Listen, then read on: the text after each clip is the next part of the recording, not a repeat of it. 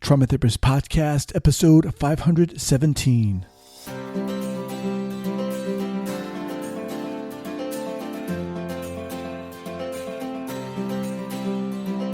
All right, welcome back to the Trauma Therapist Podcast. My name is Guy McPherson. My mission is to raise the awareness of trauma and to support and inspire new trauma therapists just starting out on the trauma-informed journey. I do that with my membership community, Trauma Therapist 2.0, my online courses and workshops, and the Trauma Therapist newsletter.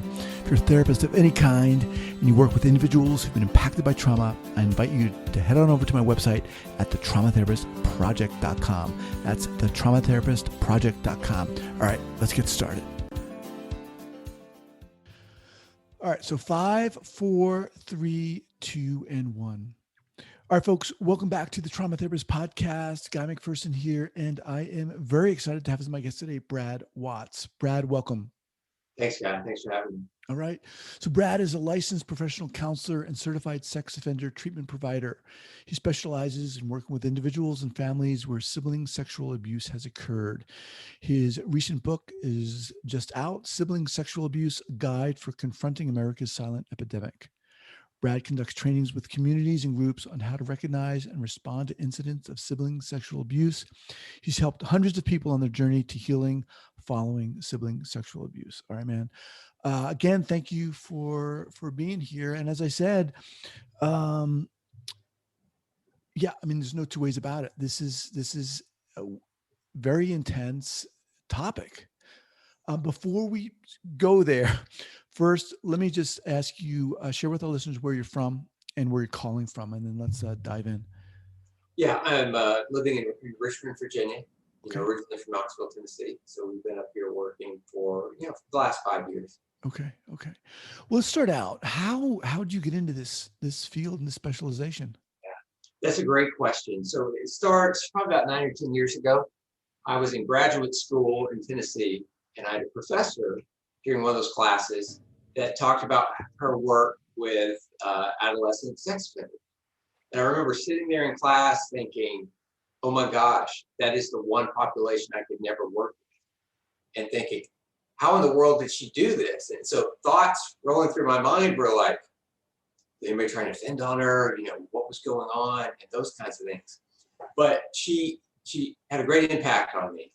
And she just talked about it over and over again, just glowingly about that kind of work and how much she enjoyed it. And I remember going through conversations with her about that. And, she was really fascinated with why youth will sexually offend and things that go along with that. So fast forward to us, we moved up from Tennessee, like I said, 5 years ago, and I was looking for a job. And, I interviewed, where I'm at now. And they said, we'd love to have you, but how do you feel about working with we call it the TSA population here, treatment for sexually acting out youth. And I remember thinking, I don't know, but I was like, my professor loved it, and, I'll give it a shot. And I just fell in love with the work. And as you said, it's so difficult. Let me interrupt for a second. Yeah. So initially, when your professor was like excited about working with the population, yeah, and you said, I could never do that. Why did you feel that way? Well, I think like a lot of us, we have stigmas, things come into our mind. Back then, when I thought about sexual offending, you don't think about kids or teenagers. You think about, or for me anyway, I think Jerry Sandusky. I think, the old, quote, kind of creepy, old man that you were told to be aware. I remember as a kid being like, be afraid of the guy in the white van who's child molesters out there. Right. And, that was just always what came to mind. White van. I remember the right. Sandusky, the cases and the trial and going through those things. And that's what I always had in mind. I was just like, I just don't think I could ever work with somebody as a therapist and give everything that I have to give with someone who hurts kids. Mm-hmm. And so as I got involved, you really see, and the trauma aspect is a big portion, that the adolescents that offend are so much different than adults. And there's a lot of reasons for that. We can look at brain development and the differences between adults who have, I'll use Sandusky as an example, set patterns, where kids, their brains are changing. The prefrontal cortex hasn't fully developed.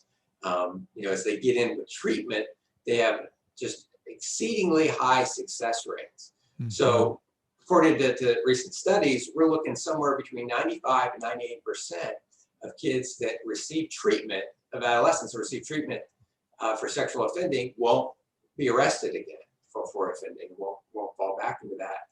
And in my time here, I've just seen a lot of success. And it's so gratifying for parents to come in with this, just as I call it in the book, an absolute epidemic. And then seeing what can take place as families buy in, as kids buy in, and as they do the hard work and treatment, and that they do change. And my message in the book is, as difficult as it is and what survivors go through and everything that happens, but there is hope, and families can heal. And families can be put back together even after something is, and I can't think of anything worse that could happen to someone, and particularly within a family. But my message is there's hope, and outlines the steps. And every case is different. I understand that, but a general roadmap that families can take to move forward. Okay, just a couple of things here. So for those who aren't aware, Jeffrey Sandusky was the Penn State assistant football coach for many years. And also, we're talking specifically about, and correct me if I'm wrong here, sibling sexual abuse. That's right. Okay. Now, you said, there's a difference between, an adult and a teen. One of those differences is the brain development. Right. Talk about what did you mean specifically by that? Yeah. So kids, or kids or adolescents, that are treated for sibling sexual abuse. A lot of times they're not thinking through a lot of different things like consequences or what they're doing to their family. They don't fully realize, what's going on. Pornography plays a big part in this. And so you're talking underdeveloped brains that they get hooked on pornography usually early. The average age that a kid or a boy will search out pornography is the age of 10. And so you think about that. You're looking at porn, you're thinking, this is manhood, this is sex, this is in essence, what I should be, kind of thing. This is cool. And so it just messes with these kids' brains. And so then they start looking around and being like, okay, I want to act out, these sexual urges that I have. And so, well, I can't think of anybody at school that will have sex with me. And so I can force one of my siblings, and that they likely won't tell. And so what I find over and over and over again is that they come into treatment and it really hits them. They understand the full scope of what's happened. And once they do, then, they have this kind of epiphany in a lot of ways of, I can't believe I've hurt my family to that level. Mm-hmm. And as a result, not to do it again. So are you saying that the majority, or at least some of these teens who are doing this, is this the kind of an sound? You're making it sound almost like it's a natural unfolding of being addicted to pornography, or is there something? Is this kind of an aberrant behavior, or they're the same thing? Yeah. So obviously there's lots of factors that go into that. There's other factors that we talk about, and we know everybody looks at porn, doesn't mean you're going to sexually. So other factors that go into that are their own victimization, where so many of these kids, and we talk about the trauma piece, so many of these kids have been sexually abused themselves. And so that plays a big role. And do we know what percentage, roughly speaking? No, we don't, because so few disclose that. Right. What is your guess? Is it 90%? Well, I think it's a lot less. I would go a lot less than that. And I would say maybe, I don't know, somewhere between 50 and 60%.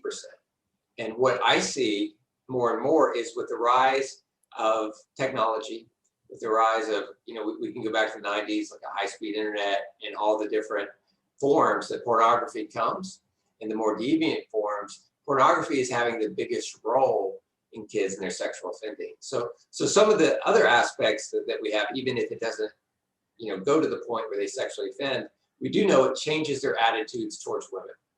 And it changes, it does make them more likely to offend sexually as they get more and more involved in pornography. And for example, let's say that they start at 10 or 11 and they're going up to 14, 15, and what that can do within the brain, distorting, their level of arousal, the different effects where, due to dopamine receptors, being fried in the brain, and through the increase of pornography, where they're needing to go to more deviant kinds of forms of behavior, riskier kinds of forms of behavior, to get that same level of dopamine kick coming that they used to get just from looking at, we could call it regular porn, but we see where they take more and more chances. So that can be, what they're doing as far as abusing a sibling. That could be, I'm going to go meet somebody I talked to online out somewhere, which can be really risky. It can be sending nude pictures to people that they text. So that there's a wide array of things that go on, but it's, those patterns haven't formed, with adolescents. So for example, I could talk about things, when we were younger that we did that were like, that was crazy. Right. Why did I do that? And as information comes, as treatment comes, our brain forms, develops more, we're more set in that. It's really hard to break adults with years of patterns of sexually offending, where adolescents are much more responsive to treatment. So adults, it's more about containing them and protecting the community. With adolescents, it's more about rehabilitation. With adults, you said it's different. It's much different. One of the reasons why is brain development. And with what is going on with the adults, generally speaking? Well, they have their form patterns, and a lot of them will tell you, and I don't work specifically with adults, but research and different things and people I've talked to, things that they'll talk about their work with them is, and I think we've all kind of heard stories. If you let me out there, I'm going to keep doing this. Mm-hmm. We do know from certain studies, the average pedophile, if he's not caught, can have as many as 800 victims. So you look at people like Larry Nassar, who had, I think, 350, somewhere in that range, that came forward. And there's probably many others that didn't. Obviously, Nassar being the former Olympic gymnast at Michigan State, that had a set pattern. So his pattern was, I'm going to give these girls physicals, tell them that it's physicals. I'm using my position as a trusted doctor to exploit them and to abuse for years and years. What we see with adolescents is they don't take the same level of risk. Adolescents or adults will be much riskier with their behavior. Adolescents typically aren't going to go outside of the home or outside of someone that they know, where they can sit and try and control the environment. So with sibling sexual abuse, it's, I can use my relationship with my younger brother or sister to say things like, well, you don't want me to go away. You don't want me to get in trouble. They know their interests. They can bribe them into silence or bribe them into sexual activity. So it's those kinds of things. But those patterns, that, due to their brain and their ability to kind of change, and as new information comes, if they're engaging in treatment, they can learn and develop and see the full impact of what they're doing, and then make those changes. So those are some of the things I see anyway. Yeah, man. As these teens, and I know it's hard to make generalizations here, but as these teens grow older, are they able to understand the impact they're having? That's what I see. Yes, and so sometimes it comes down like a ton of bricks as they see it. Because obviously coming in there's a level of defensiveness, a lot of obviously secrecy, trying to keep their everything a secret, and that kind of stuff. And we do a lot of work as far as empathy. trying to understand the abuse from their siblings' perspective, trying to understand from their parents. Family therapy is a very important piece of this, and having the family really involved to understand the family's perspective and understanding, look, you have, in essence, trust is a bridge. You have torched that thing through your behavior, and it takes time, experience, and effort, and it's at your family's, at their pace of things with this trauma that they've gone through, that trust can be restored. And everybody's different, you know, as far as bringing that back in, but it's being accountable for that, understanding what they have done and just the impact of that. And so we spend a lot of time, you know, with that and, you know, taking ownership of it. And that helps, you know, with them and their development as well. So in the book, again, just want to reintroduce you. I'm speaking with Brad Watts. The book is called Sibling Sexual Abuse, A Guide for Confronting America's Silent Epidemic. I'll have this linked up here at the traumatherapistpodcast.com. Where can people get this book? Amazon. Okay. Right. Go on Amazon, right there, you know, and I've got it really, you know, priced. Okay. You don't want to get as many people's hands as possible because it's something we don't talk about. Right, right. Now, in the title of the book, you say it's an epidemic. Yeah. What exactly does that mean? Okay. It means it's so prevalent, but yet we never talk about it. So it's, you know, I wrote the book in essence just because with my work here, my work with families, there's nothing like it. There's nothing that they can turn to. So, and I found within, gosh, my circles of people, even within my sphere of influence, how prevalent this is. So I would go out in the community and just do presentations on some of this stuff. And I would always have lots of people come up to me and kind of sharing their story or things like that. And you know, I was thinking, we never talk about this. It's just never talked about. So as a parent, if I find out that happens within my family, well, what do you do? Right. Well, I can go on Facebook and say, hey, where do you go to find a good therapist or resources when one of my kids has sexually abused the other one? And so it's just, it's one of those rare things in our culture and society now that is completely taboo to talk about. And so it's just the prevalence of that and just wanting to give a voice to it. So many people, you know, gosh, all these survivors, all the things that they go through into adulthood, and we see it's generational. It just kind of continues on.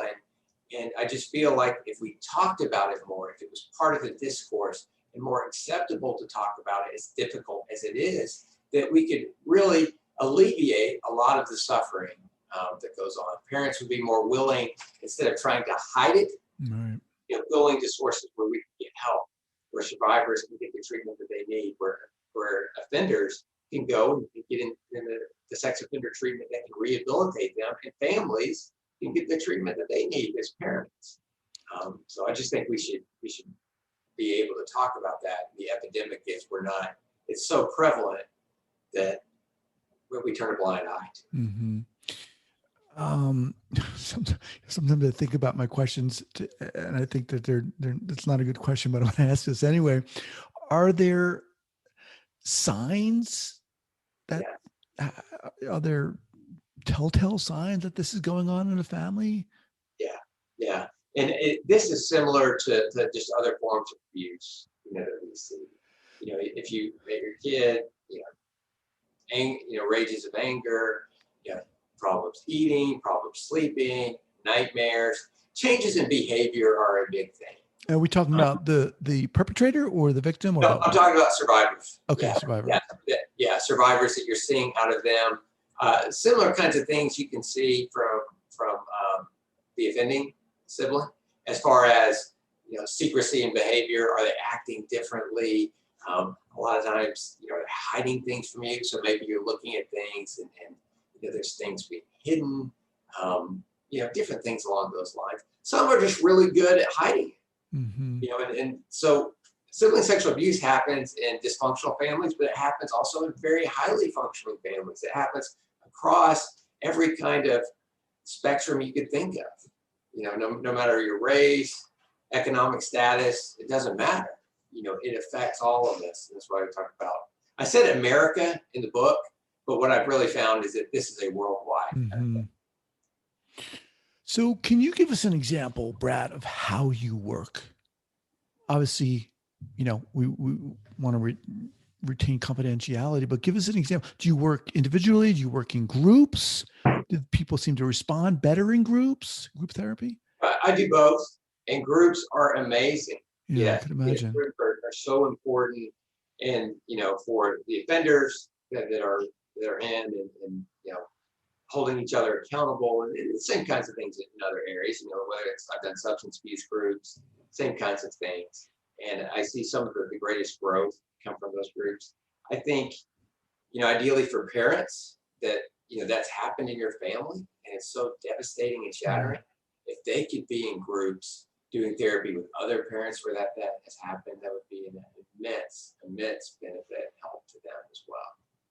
But yeah, groups are very effective, and family therapy is very effective too. So, are there such groups like that where families get together? Not that I know of. Huh. I don't. It's something I want to.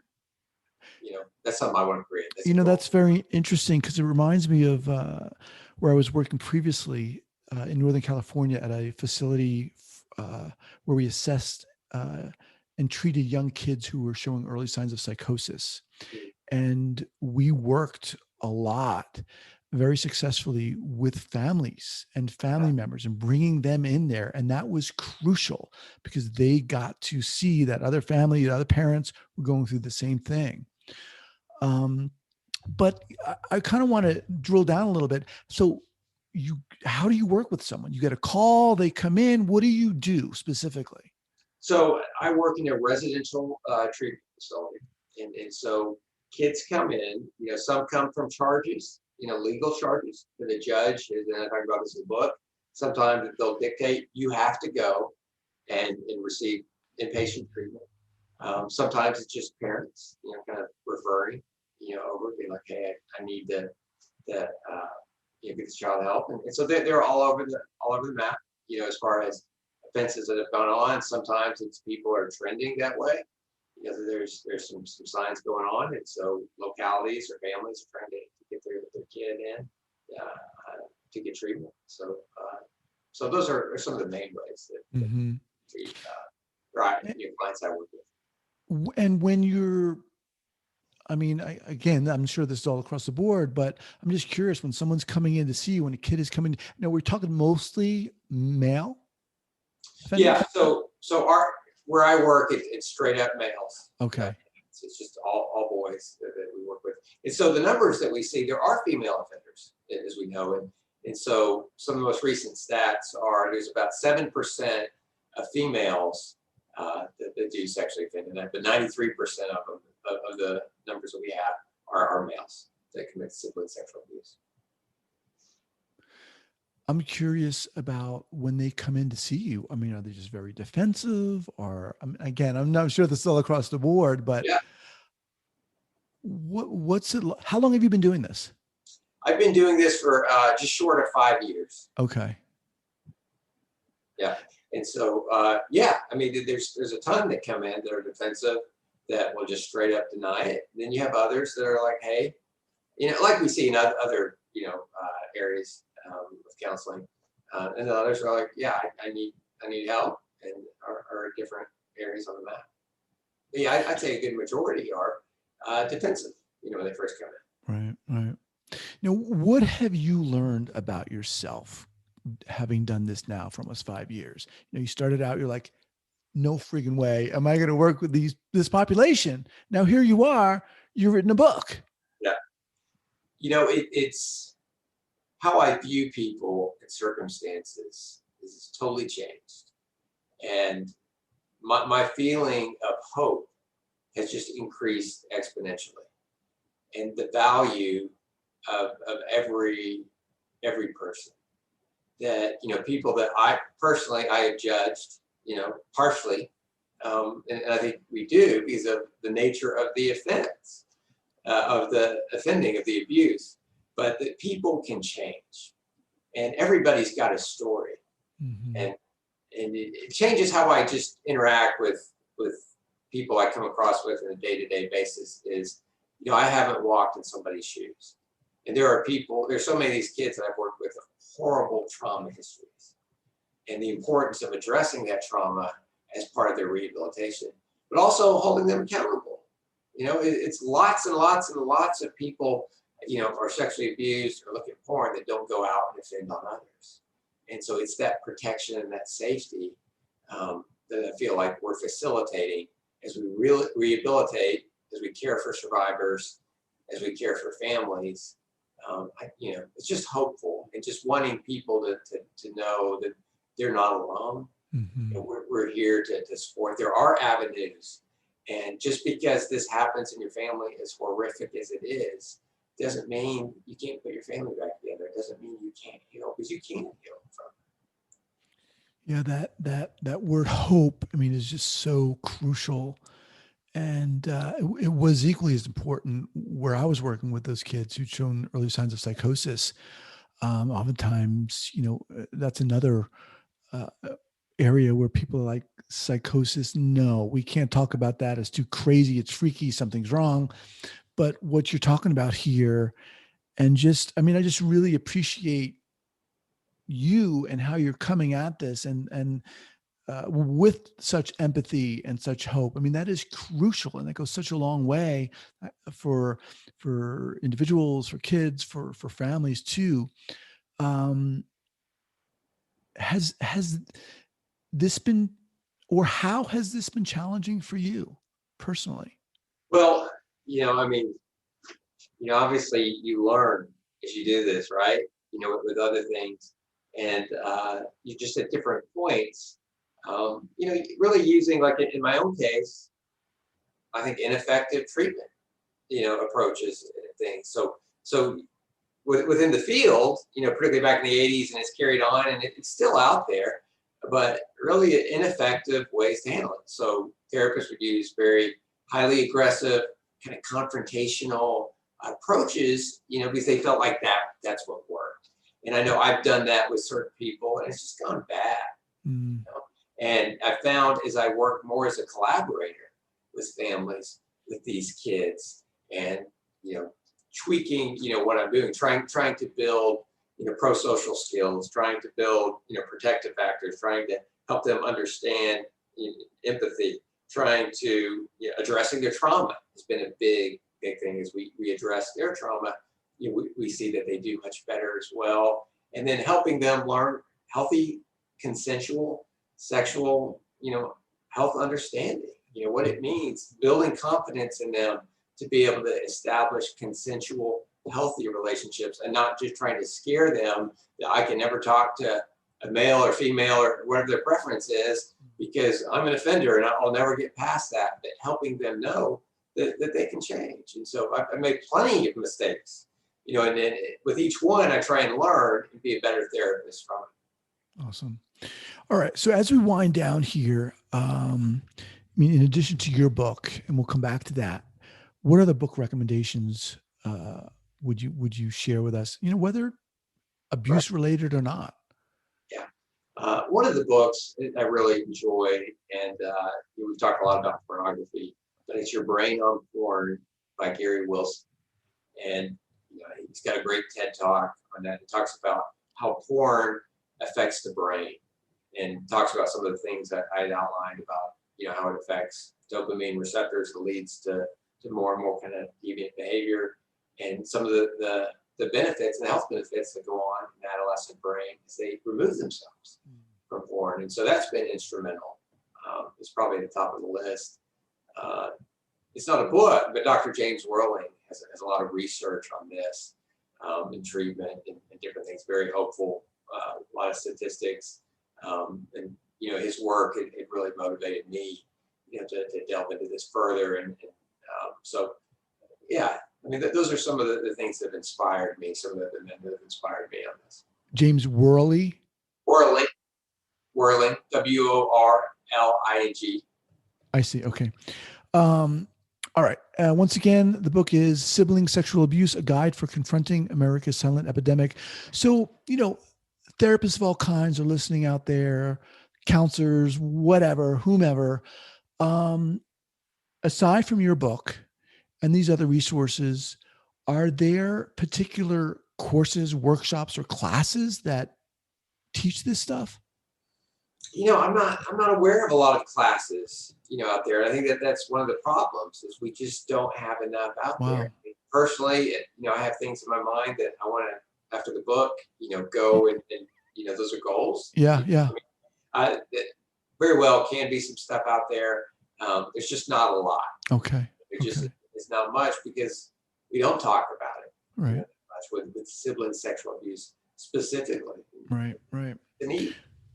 All right, Brad. Well, man, congratulations on the book, and also congratulations on the amazing work you're doing. I mean, we need people like you out there, seriously, and I appreciate you taking the time to come on the podcast. Thanks, Guy. I really appreciate the time. Thank you. All right, man. Take care. You too. See ya.